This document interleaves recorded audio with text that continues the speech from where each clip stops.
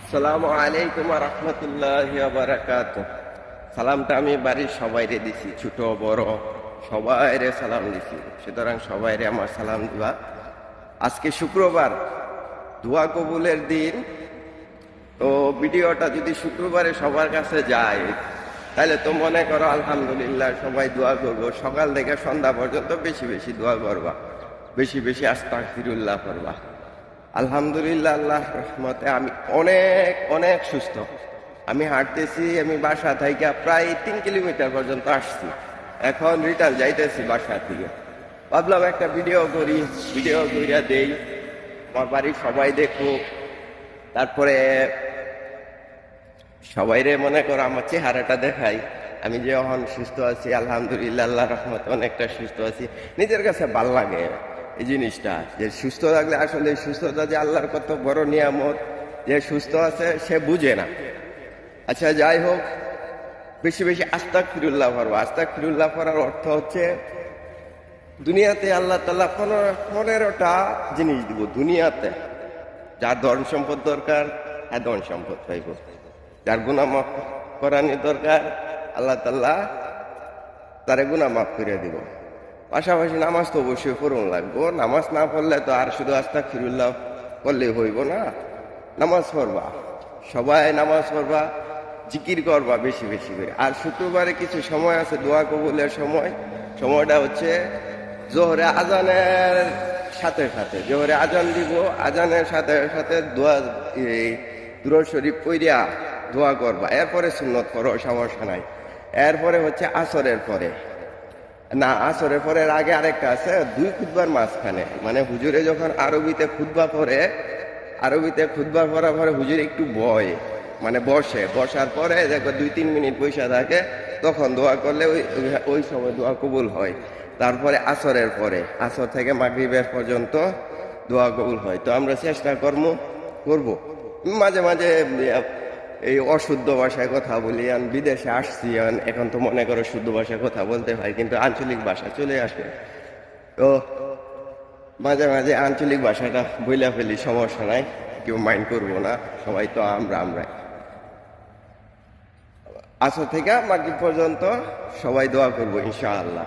আর বেশি বেশি করে অন্যের জন্য দোয়া করলে আল্লাহ তাআলা নিজের দোয়া কবুল করে।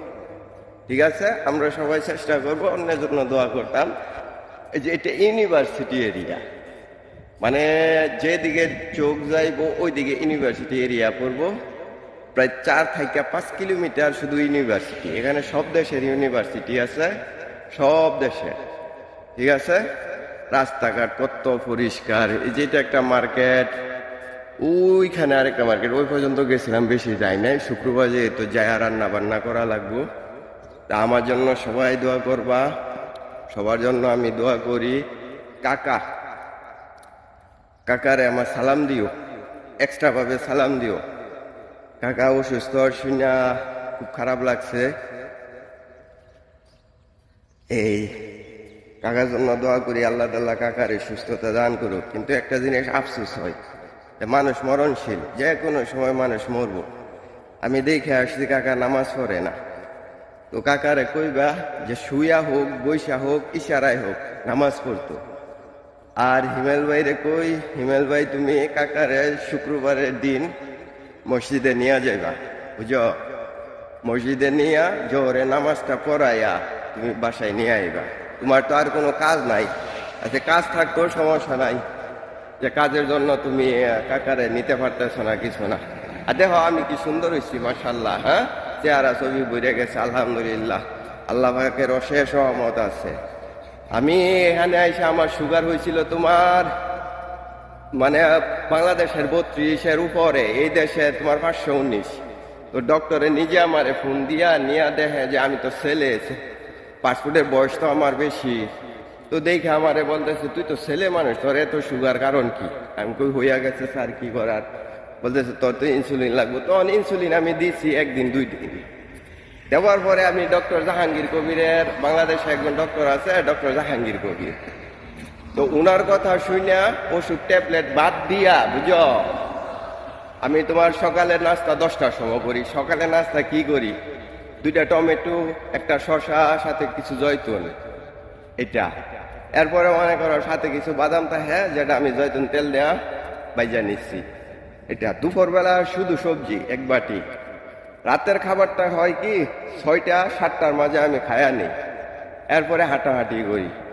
আলহামদুলিল্লাহ এখন মনে করো খাওয়া পেটেও সুগার থাকে 200-র নিচে, আবার খালি পেটে সুগার থাকে 100, 120, 30, মানে বাংলাদেশে 6-7।